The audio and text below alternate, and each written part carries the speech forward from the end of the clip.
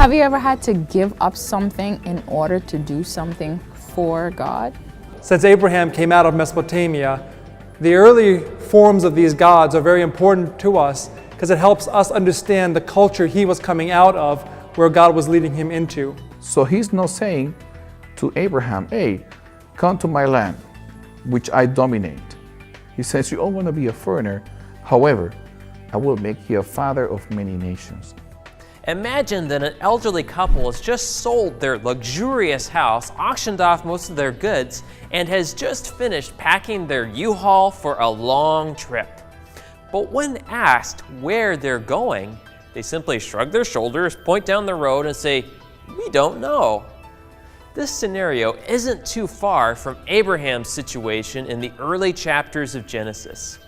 As he begins his apparently reckless journey of faith, his friendship with God will be tested by many of the same questions that we face today.